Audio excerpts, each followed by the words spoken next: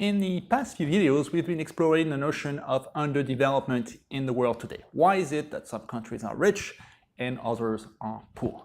We've studied some countries that took off economically in the past few decades, the Asian tigers of East Asia. Today we'll focus on one country that has not done quite as well, and that would be the former Belgian Congo in Central Africa. It's an interesting case study because this is a country with a large population, a large territory, and some of the most amazing geological resources in the world. It has gold, it has diamonds, it has oil, and it has some more obscure elements like, say, coltan, which you've never heard about, but you have it in your pocket. It's a component in your cell phone. So how come a country that was blessed with so many geological resources got so poor today with a GDP per capita from $500 to $1,000 per person per year? Is it because of terrible things that happened during the colonial era? Is it because the economy was mismanaged after independence? Stay tuned as we explore the history of the Congo since its independence in 1960.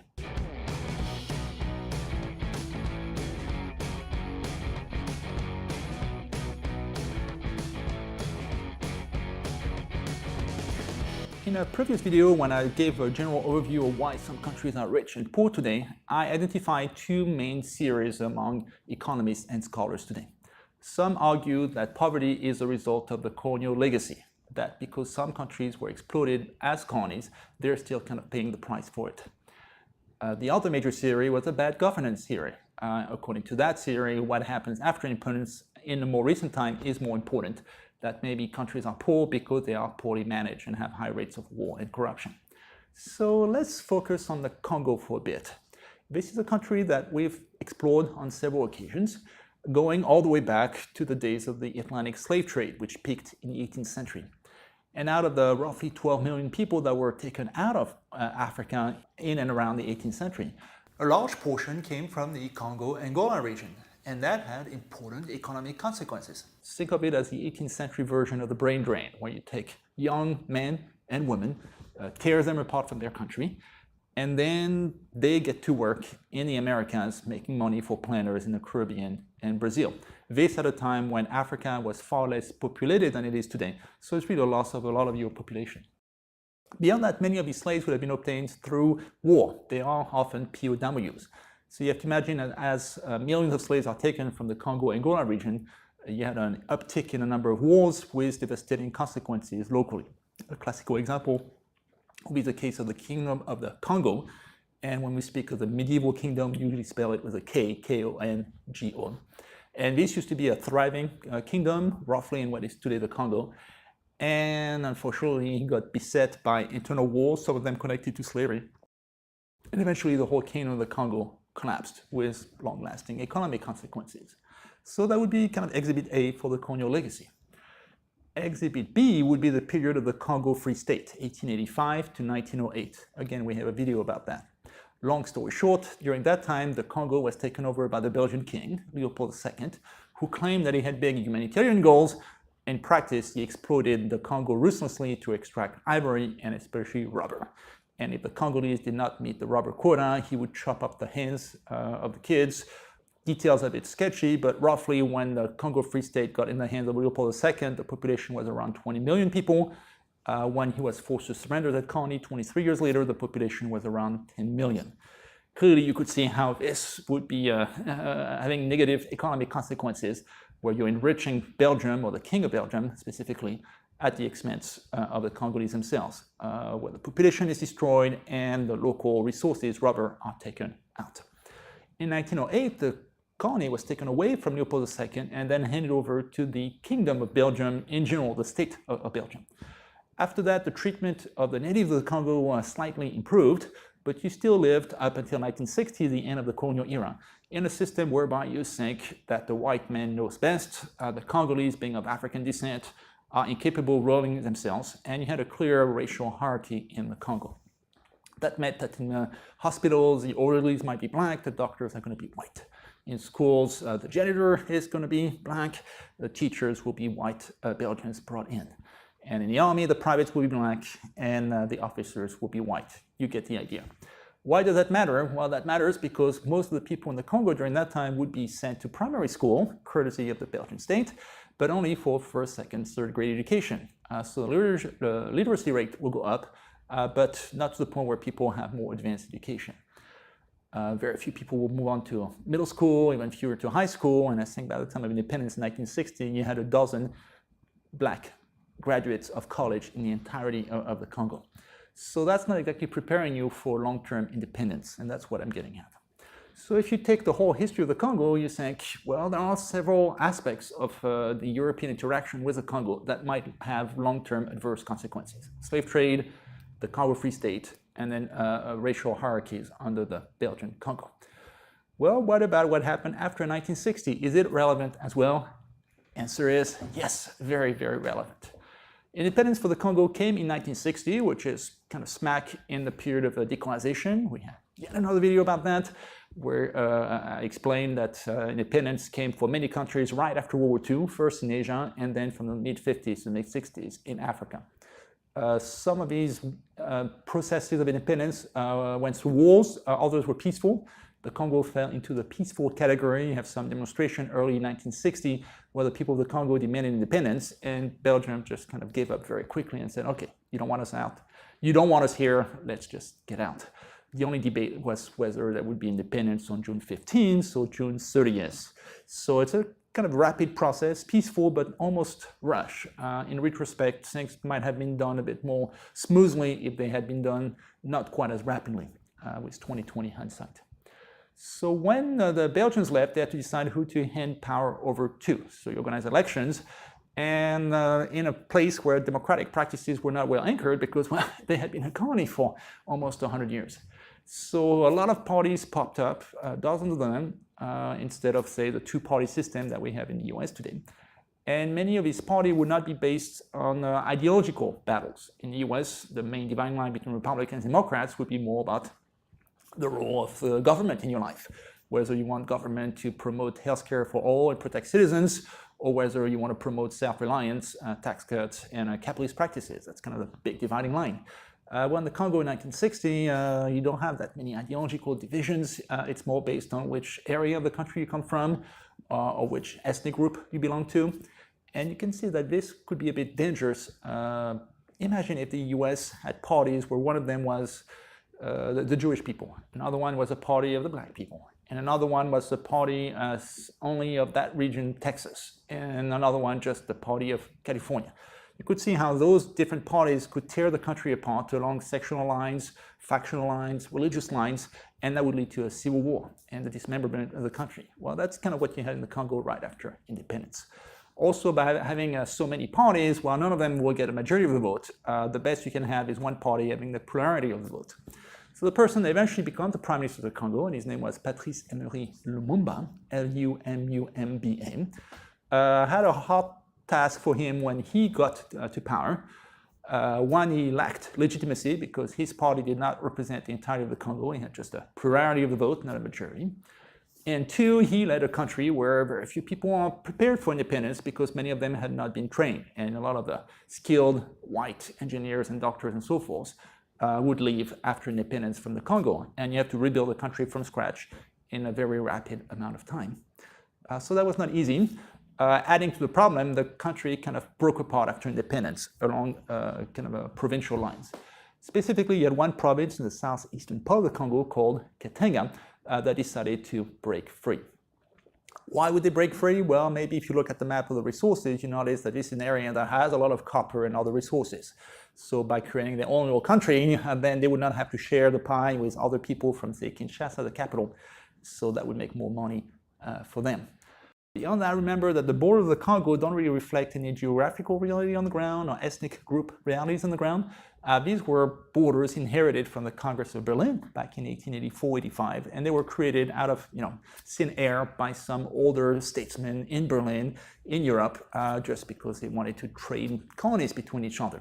So there's no sense of loyalty to those borders right after independence. So that is a lot of things on the plate for Lumumba. How did he manage all of that? Well, he was a bright young man who was a bit of an icon in Central Africa to the present time, but he made a number of key faux pas, key mistakes. For one thing, he angered many key allies. He announced that he was kind of torn as to where to go in the Cold War because the 1960s were the height of the Cold War. When the Congo had been a colony of Belgium, and Belgium is a member of NATO, an American ally, NATO is actually headquartered in Brussels, the Congo had been obviously on the side of the US. But once you get independent, well, all bets are off. The Congo could pick one side or the other. And Lumumba, being a bit of a leftist, hinted that he might try to switch to the Soviet Union, which for the United States is a major no-no. Containment, that was the policy of the US in the Cold War, to not let any country go communist, especially a country as strategic as the Congo, the big resource-rich country in the heart of Africa. Another enemy that he made would be the Belgian mining companies, because they were still active in the Congo. When the Congo became independent, politically it became independent, but the private companies stayed there, and many of them were in the hands of Belgian investors. So to Lumumba, it seemed a bit unfair that the major resources of the Congo would still benefit, to some extent, the Belgian companies of the former oppressor. So he talked about how this should change as well, which was a major theme that we've seen pop up in other videos as well. That after independence in the 50s, 60s, many countries complained that they were locked in a kind of economic dependency relationship where the major assets of their countries were in the hands of foreign corporations. And many of these countries then decided to nationalize those assets so that you have true economic independence, not just political independence. And this in turn would anger the home country of those corporations that might intervene militarily to try to kill Castro, as the CIA tried to do, overthrow President Arbenz of Guatemala, as the CIA succeeded in doing, or overthrow Prime Minister Mossadegh in Iran, as the CIA succeeded in doing, or try to overthrow Nasser in Egypt, as France and Britain tried to do. You see kind of a pattern there. So that's kind of dangerous to take on those Belgian mining corporations. You might invite some retaliation on the part of those powerful corporations or Belgium, their homeland. When you're in a situation like that, you'd better have the army on your side because they are quite powerful, the men with the guns. The army in the Congo would be known as the Force Publique. It was inherited from the Belgian colonial era. So initially it was, well, just like every other institution in the Congo, kind of a racially divided place where the privates and the low-level officers would be black Congolese, and then all the top officers would be white Belgians. When independence came, well, this changed. Many of the white officers either left or were fired, and then you have that huge vacuum at the top of the Force Publique, where almost overnight you have to find colonels and generals and people to lead the army. And many people that were very, very low in the ranks got promoted quite fast. Among them was a man called Joseph Désiré Mobutu, M-O-B-U-T-U, and remember that name, he will play a very important role in the story today. Mobutu was a man from the Congo who had kind of gotten a bit of schooling, but mostly due to discipline problems, been sent into the army to straighten him out quite early in his life, and he had made a career of it. Though in the Belgian rule, he could never go quite high, and so he had been a low-level officer, like a sergeant or corporal, the equivalent. When independence came, well, all of a sudden he got promoted quite fast until he was the head of the entire Force Publique, the head of the entire army. And you better hope, if you're Lumumba, that Mobutu is going to be a loyal person who respects the primacy of civilian over military authorities and will not try to overthrow the democratically elected regime. Fat chance of that. Instead, Mobutu arranged to have a coup d'etat to overthrow Lumumba. He did so, we now know, with the collusion of the Belgian government, the mining companies, and the CIA, for the reasons I outlined before. He was seen as a threatening pinko guy that was going to nationalize the mining companies. So Lumumba was eventually flown into Katanga, that rebellious province, where the locals tortured him to death, and that makes him kind of a martyr of what might have been in the Congo if he had stayed in power. Could there have been a successful democratic transition after independence? We'll never know. I'm telling that story there for the Congo, but you could kind of repeat that for just about every country in Africa after independence. Not every one of them, but a lot of them, whether it's Uganda or the Central African Republic. It's very common that after independence you have a short attempt at democracy that quickly devolves into chaos, and then the army steps in to restore order, and then you have a long period of military dictatorship. Unfortunately, that was pretty much the norm in parts of sub-Saharan Africa in the 60s and 70s. The Congo is a good example of that. So who got to be in power? Well, our friend Mobutu, from 1965 all the way to 1997, 32 years in power, which suggests that he might not have been the more democratic person. And you guessed well. He took office obviously by force, by overthrowing Lumumba. And then after that, assigned himself just about every title there could be, from president, but also head of the army. Only trust yourself to head the army, don't make Lumumba's mistake. And then all the key posts in government, and appointing governors for the provinces to make sure that they would not secede. And then appoint all the judges on the Supreme Court to make sure that judicial power will be on your side. So Mobutu, in order to remain in power, was careful not to repeat the mistake of Lumumba and not to anger key Western allies. And so he announced that he would be very friendly to the US, very anti-communist, and definitely against the Soviet Union in the Cold War, which is exactly what the CIA wanted to hear. And that was kind of a pattern throughout the Third World, that the US was willing to do business with unsavory dictators as long as they were reliably anti-communist. Whether it's Shah of Iran or dictator Batista of Cuba, as long as they are on our side in the Cold War, well, so be it. In reference to another such dictator in Nicaragua, Somoza was his name, when Americans said, well, he might be one son of a bitch, but he's our son of a bitch. Pardon me for the language, it's a historical quote. So if you kind of go scour through the internet, you'll find some old photos of footage of maybe Mobutu visiting the US in the 70s or late 60s and meeting with President Nixon. And I always love those photos because it's nice to have a photo where finally Nixon is not the biggest crook on the photo. So you don't upset Western allies, and you don't upset mining corporations from Belgium as well. You allow them to operate as long as they pay royalties to the state of the Congo, which means mostly your own pockets. Mobutu was famous for enriching himself tremendously during that period. And through that, Mobutu was able to remain in power many, many, many years. He went one step further. He actually had traveled to China and North Korea and been really amazed by the cult of personality that would be done in favor of Mao Zedong of China or Kim Il-sung of North Korea. And he wanted to borrow that, not their communist system, he was not a communist, but the cult of personality. And he borrowed that in the Congo in a way that was almost comical. I recommend, if you want to learn about that, to watch the documentary Mobutu, Roi du Zaïre, Mobutu, King of Zaire. It's kind of difficult to find footage, to find a DVD, but if you can, definitely watch that. It has some great footage of the cult of personality under Mobutu, which involves giant rallies with thousands of people chanting his name, or all the members of parliament chanting how Mobutu is great. Mobutu is a builder, he's a savior, he's the greatest things since sliced bread. Even in the nightly news, as the nightly news would start, and you don't have much choice. There's only one government TV channel that is singing the praises of Mobutu all day long. When you start, you have a jingle with the nightly news, and it's a song telling you how great Mobutu is, and then you see his picture floating down from the sky, superimposed upon the clouds, as if he were a god descending upon earth. And you have to imagine that if you had grown up in the Congo for 32 years, the only person you know in power is Mobutu, after a while you start thinking that he might be a god, or at least somebody that you can't touch. And so Mobutu was able to remain in power from 1965 to 1997. What do you do with all that power? So, do you employ the revenue from the mining companies to finance infrastructure programs, healthcare for all, industrialization? No, unfortunately. Mobutu would mostly employ that money to go straight into his bank account, and then that would lead to widespread rates of corruption.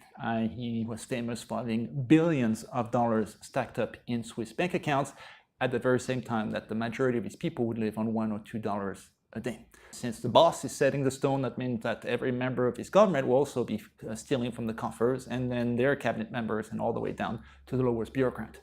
If you're a teacher and you haven't been paid for 6 months because the Minister of Education stole all the money, what do you do then? Well, you rely on corruption yourself. Teachers might ask the students, well, if you want to get an A on the exam or on the class, well, just give me money, and that's the way to pass the course. Or the police, that instead of protecting you from crime, would be the ones that are the criminals. They set up roadblocks on the street and then would stop passers-by and just expect a bribe just so that they would have the privilege of going down the street. So the entire structure of the country would be rotten to the core due to that example at the top. So in that case, although the money that is coming from the mines is not helping the Congolese, it's actually helping to destroy the country. On the more positive side, Mobutu launched an interesting campaign called the Authenticity Campaign. What he noticed, and that was a good point, is that throughout the colonial period, the African population had been taught that they were racially inferior, that the white men knew best, and Europe was the fount of all Western civilization, and Africa was barbaric. And if you listen to that kind of theme time and time again, often enough, you're going to start to internalizing and actually believe that stuff. And that was true of many people in sub-Saharan Africa, even after independence. So in a way, they had obtained political independence, but they had not obtained intellectual, ideological independence. So authenticity would be kind of like black nationalism. And it's not just in the Congo. In the 60s, you also see similar things going on in Senegal, where the president, Léopold Sédar Senghor, was also a famous poet who was associated with the Negritude movement in French literature, kind of a black is beautiful movement in poetry. Same thing, you had the Black Power movement going on in the 60s in the US with people like, say, Muhammad Ali, also being proud of their African roots. And Ali famously went to the Congo in the early 70s to do what was called the Rumble in the Jungle, defending, getting the world title for boxing from George Foreman, I think it was. So an element of being proud of your roots. How is it done in practice? Well, for one thing, a lot of renaming. The country was known as the Congo, which to Mobutu was a bit too reminiscent of the Belgian Congo when it had been a colony. Plus, there was nearby another country on the other side of the Congo River called the French, former French Congo, or Congo-Brazzaville. So let's kind of clarify things and have a different name for your country. And it changed the name of the Congo to Zaire, Z-A-I-R-E. The river also became known as Zaire, and the currency at the time was also called Zaire. The Congo has now reverted to the name of the Congo, so it's now called the Democratic Republic of the Congo. So it's kind of confusing on maps, but if you have an old atlas in your house, just look it up from the 60s, 70s, 80s, or 90s. The Congo was known as Zaire. What about the capital itself? Well, it was Leopoldville. It was named after Leopold II, the very king who had brutalized the Congo back in the late 19th century. You might want to change that. It's as if nowadays Israel, their capital was called Hitlertown or something. So he changed that, and that would seem pretty justified. It became known as Kinshasa, and that has stuck. That is still the name of the capital of the Congo today. The second largest town was called Stanleyville, and it was named after Henry Morton Stanley, the man that Leopold II had sent to the Congo to colonize it on behalf of Belgium. Another pretty racist bad guy, so maybe let's not have a town named after him. And so Stanleyville became known as Kisangani, and is still the name of the second largest town in the Congo today. So you change names all over. You topple the statues of the colonizers, you change the name of the avenues from Avenue Leopold II to maybe Avenue Mobutu Sese Seko. Mobutu also changed the name of people. He grew up as Joseph Désiré Mobutu. This would be a French Christian first name, Joseph Désiré. He changed that to try to have something more authentic, more real, that would be more from his roots. And he became known as Mobutu Sese Seko Kuku Bendu Wazabenga, if I got it right. Something along the lines of the all-powerful warrior that goes from hill to hill, conquering everything in his path. Rough translation. So you also changed the way you dress.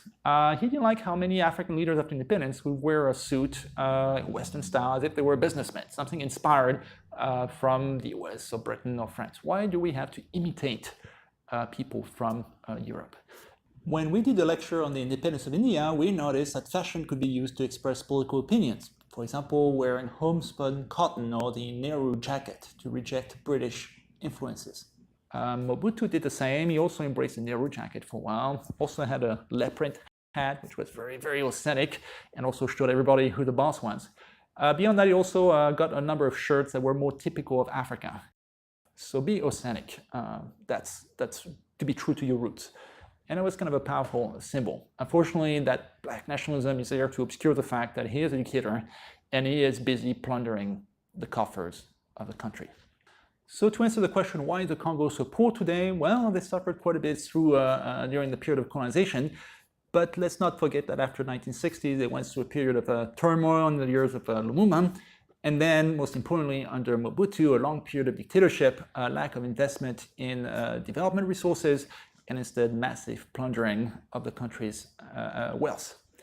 Well, things got even worse later on, and that's connected to events in Rwanda. So I'll have to digress a bit to that country. It's a tiny, tiny country just to the east of the Congo. It also was a German colony for a while and then a Belgian colony. And Rwanda and Burundi, is peopled by two major groups, the Hutus and the Tutsis. Those two groups have a long history of kind of rivalry between them, and you've had massacres over the years, specifically in the spring of 1994 when, tragically, the Hutu majority of Rwanda turned against the Tutsi minority and started butchering it to the tune of several 100,000 people in just a matter of weeks, which is enormous for a small country like this. And this was done in a rather brutal fashion, with people going out with machetes and just chopping people by the hundreds of thousands to death in a matter of weeks. That is known as the Rwandan Genocide. Well, how does that connect to Mobutu in the Congo? In that way, that the Tutsi people living in Burundi, being horrified by what happened in Rwanda, decided to intervene and invaded Rwanda to kind of bring an end to the massacres. As a result, the Hutu people in Rwanda that had committed the genocide fled into the neighboring Congo, the eastern part of it around Goma, and pretty much invaded the eastern Congo. And that might seem ludicrous that people from a tiny country like Rwanda could invade a much larger country like the Congo, but by the mid-1990s, the Congo was just a joke because it had been plundered so much by Mobutu for many, many years. So the army was dysfunctional, the police was dysfunctional, and you can just kick open the door and get in.